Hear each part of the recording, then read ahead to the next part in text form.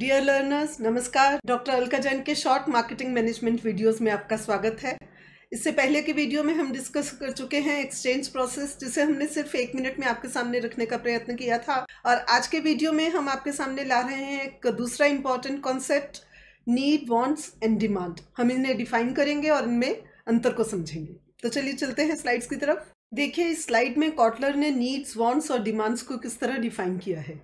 Needs यानी हमारी ज़रूरत, वांट यानी हमारी इच्छा और डिमांड यानी हमारी मांग किसी वस्तु के लिए। सबसे पहले हम देखते हैं कि जरूरत क्या होती है। जरूरत उन चीजों की होती है जो हमारी सर्वाइवल के लिए चाहिए होती हैं, जैसे कि सांस लेने के लिए हमें हवा चाहिए, जिंदा रहने के लिए हमें खाना और पानी चाहिए। तो यही नीड्स वांट्स कब बनती हैं? ये वांट्स तब बनती हैं जब किसी स्पेसिफिक ऑब्जेक्ट की तरफ ये डाइवर्ट हो जाती हैं कि मुझे खाना तो चाहिए, लेकिन अगर मैं एक इंडियन हूँ तो शायद मुझे दाल चपाती सब्जी चाहिए। अगर मैं इटली में रहने वाला कोई कंज्यूमर हूँ तो शायद मुझे पिज्जा चाहिए होगा। इसी तरह से अगर मैं अफगानिस्तान का रेजिडेंट हूँ तो शायद मुझे राइस और लैम्प चाहिए होगा अपने खाने में। तो इस तरह से हमने देखा कि नीड तो वही है फूड की, लेकिन जब वो किसी खास चीज के लिए इच्छा करती है तो वो हमारी बन जाती है वांट। अब यही इच्छा मांग में कब कन्वर्ट होती है, यानी ये वांट्स डिमांड कब बनती हैं? ये डिमांड तब बनती हैं जब आपकी पॉकेट में इतना पैसा हो कि आप इस वांट के बदले में वैल्यू करेंसी से दे। यानी अगर आप पिज्जा खाना चाहते हैं तो आपकी पॉकेट में इतने पैसे तो होने चाहिए कि आप पिज्जा की पेमेंट कर सके।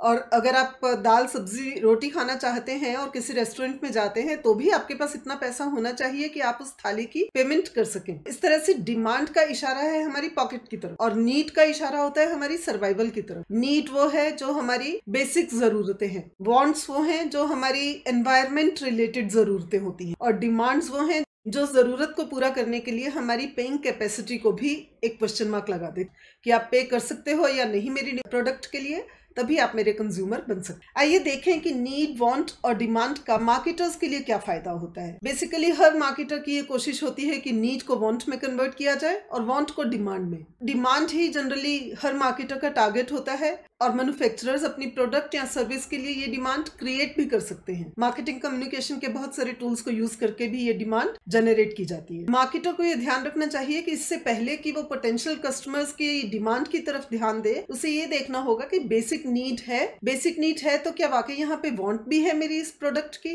वांट होगी तभी तो मैं डिमांड क्रिएट कर सकूंगा, नहीं तो डिमांड भी नहीं क्रिएट होगी। तो लर्नर्स, ये था हमारा concept needs, wants and demand का। मिलते हैं आपसे नेक्स्ट शॉर्ट वीडियो में। Bye bye.